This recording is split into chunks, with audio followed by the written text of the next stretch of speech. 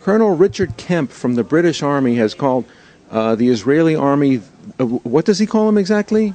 He said that we are the best army dealing with, moral values. I'm not saying that we are the best or we are the most one, but for sure I know that we are risking our lives to avoid collateral damage in the other side, and this is not something very common in the other armies. Well, the American armies, the British armies, the Allied armies, do they face the same kind of collateral threats that the Israelis do, or different? They are facing the same problems, but they are dealing with the problem not exactly like we are. I feel that we are the leading in the world in, those kind of making sure not to hit civilians or to avoid collateral damage. And I have the feeling that they are changing their attitude after the experience in Iraq and Afghanistan and what they saw in Israel. How is what you face different from what they challenge in Afghanistan, for instance? No, we are facing the same problems, but we are not always dealing with the same problems in the same way. So the problems are the same. They are using kids everywhere. They are using kids in Iraq, they are using kids as a shield in Afghanistan, and they are using kids as a shield in Gaza.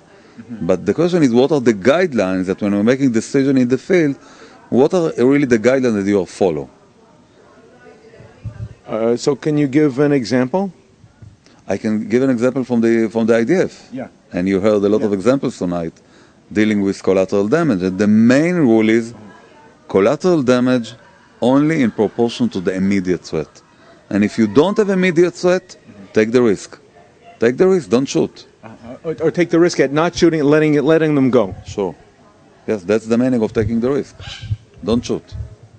And if they've already even from a drone or plane fired... And if we fired a rocket from the drone and we see that the guy is under a building or is close to civilians, we will take the rocket to the side and hit the ground to avoid collateral damage.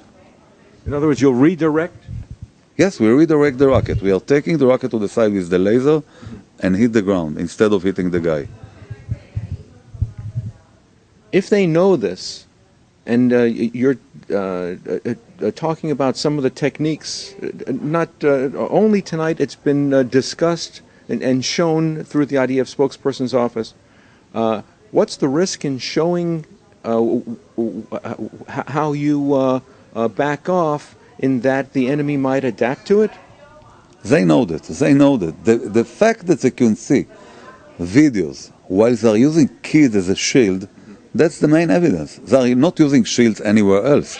They are not using kids as a shield because in the places they know that people shoot the kids, what's the point to use the kids as a shield?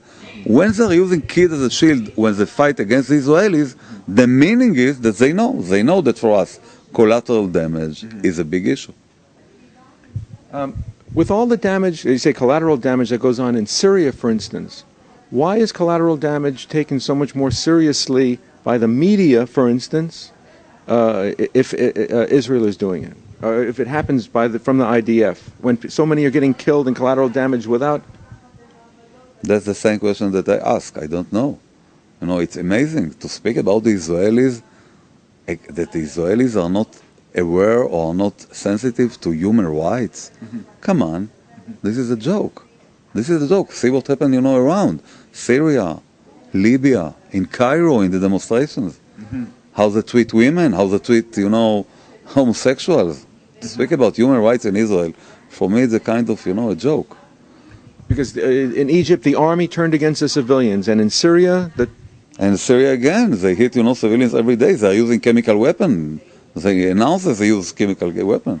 So we are talking about human rights in Israel. How about the news agencies, the news bureaus like Reuters, Associated Press, for instance? Have you offered to show this to them? They have the material, but I never seen a video using kids as a shield in the CNN. Why? They have the material. This is not, something that you can hide. But why when you open the CNN, you hear only the bad news about the Israelis destroying villages, the Israelis killing babies? In other words, you haven't made this information available to them directly, or are they approached through the IDF spokesperson's desk? Or Sure, they have it from the IDF spokesman's desk. They have a lot of material like this, but most of the time you can't see it. You can't see that material. you mean they won't show it? They won't show it. I don't know why. You think there's a bias there? I feel that there is a bias there. Yes, I feel. So the Jeremy Bowen from the BBC has run into problems with the government press office, and the government press office has, in a rare case, tried to revoke or withhold press credentials from reporters who do not report accurately. How do you feel about that? I am from the army. This is not my, my view is not so important in a case like that.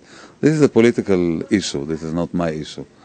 I'm in the army. I have to follow the rules. I have to follow the ethics, and I'm trying to share the ethics outside. That's what I'm trying to do. Do you feel that the government is putting enough money, budget into Hasbara? The bottom line that we failed. We are losing the media war. So you can see the results. The results is when you are going to a campus, you can hear all the nonsense, but you cannot hear the Israeli voice. So in the field, we lost the media war. So we have to do something to change the situation here. Is it a matter of not enough money going towards the effort, or? I'm not sure it's only money. It's the knowledge, it's the understanding what is important. I think that we can do much better. I think that we can do much better. How about the agencies like in America who are committed to doing Hasbara, such as the Israel Project comes to mind? Are you familiar with them? Sure. Every organization here that dealing with Hasbara is something very good for us. But it's not enough. As you can see, it's not enough. When you have to fight lies, and not always, but a lot of times, the stories that you hear based on lies, so we have to do something much more stronger than here and there. We have to do something much, much more heavier. You think there would come a stage now, for instance, when Israel might say, well, we're not going to care what the press is. In other words, if they don't care about Syria, why should we play into the double standard and we'll just get tough? The ethics that we are using in the field, they don't have anything with the media. We are doing it for the Palestinians, for the enemy, and for us, for ourselves. I want to be in a position after the war to stand in front of the mirror and say, Benzi, you're still a human being. So this is not for the media. Let's say that we will be on the moon, I will behave the same. This is not for the media. So when the accusers call Israel of occupying the Palestinians, who's really occupying the Palestinian people and their safety?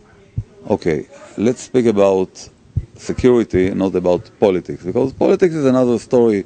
If you want two-state solution, we don't want two-state solution. This is not my goal. Yeah. We are talking about ethics and how we behave when we are dealing with them. We are doing so many efforts, and we are risking our lives to make sure that we will be, in the end of the day, in a position that we can say, yes, we are human beings. That you operated as ethically as you could? As ethically as we can in the checkpoints, and ethically as we can during the operations, and even during the war.